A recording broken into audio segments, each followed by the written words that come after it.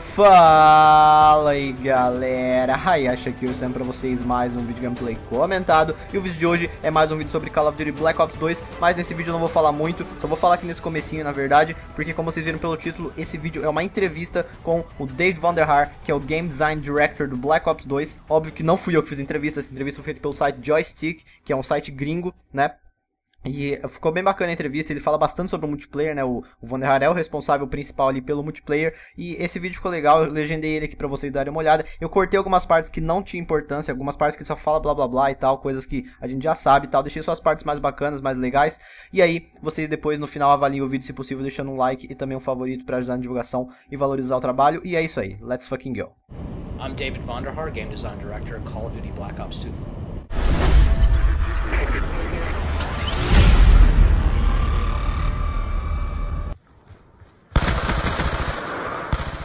In Call of Duty Black Ops 2, there was a lot of work done in core game systems like Create a Class and what you know as kill streaks, now called score streaks.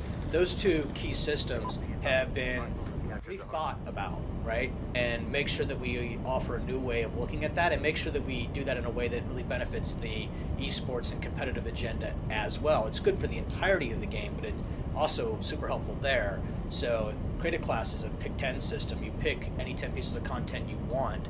You don't have to take content from a category, and you can use a special type of content called wildcards to break the traditional rules of Create a Class, like a wildcard that lets you take 2 perks from the same category, or one that even lets you take 3 attachments on a gun. Same thing with score streaks, right? Those are now able to be balanced off of how well the player is doing in a game mode specifically. By rewarding scores specifically for capturing a flag, planting a bomb, defending a bomb site or flag carrier, giving that score into the system actually really rewards that type of objective behavior, and the players who play competitively and the players who watch people play competitively, those are the really awesome moments. So tying the reward system in the game specifically to those events is really how you go about thinking about how to keep these things all moving in the right direction, all part of the same experience for the player and the viewer as a spectator.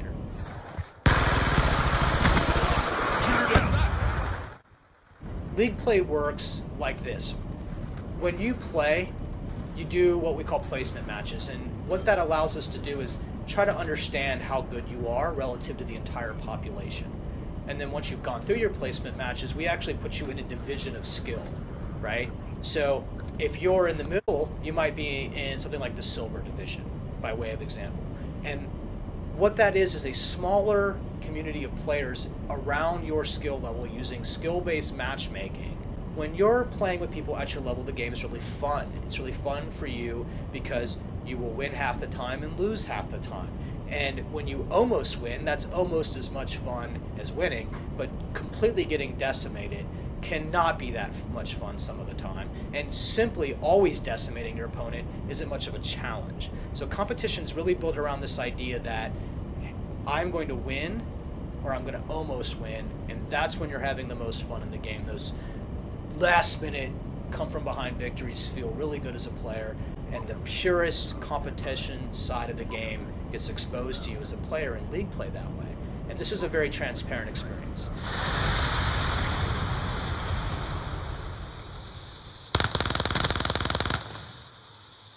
League play does not replace the normal matchmaking experience that you know. That still exists. In fact, it's actually very much in the Treyarch DNA. When we have such a broad new initiative like this, that we actually separate it out, that we put it out at its own level, that we give it its own name, right?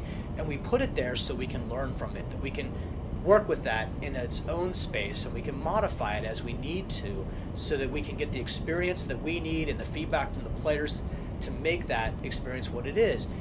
And then it's very much in the Treyarch DNA that when we figured out to integrate it into the entirety of the game.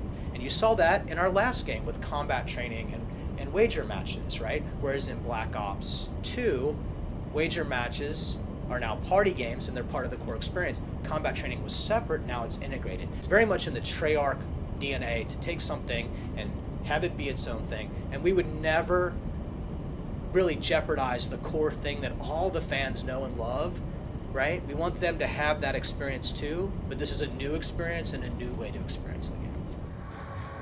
Enemy flag acquired. Smoked.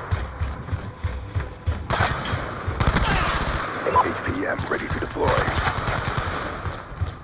We realized that shoutcasting, or making the game fun to watch, was a really important component of the total esports package or initiative.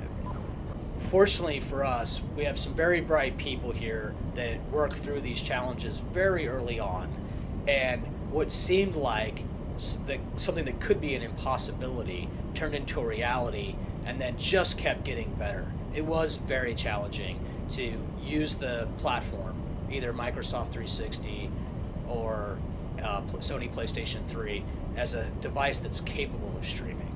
But we did, and it works really well, and it looks really good.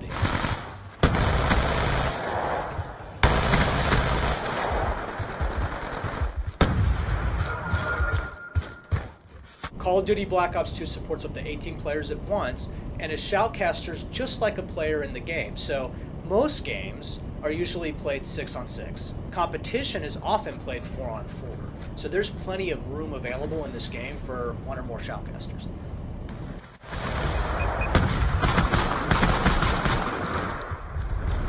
Be advised, hostiles have captured the hardpoint.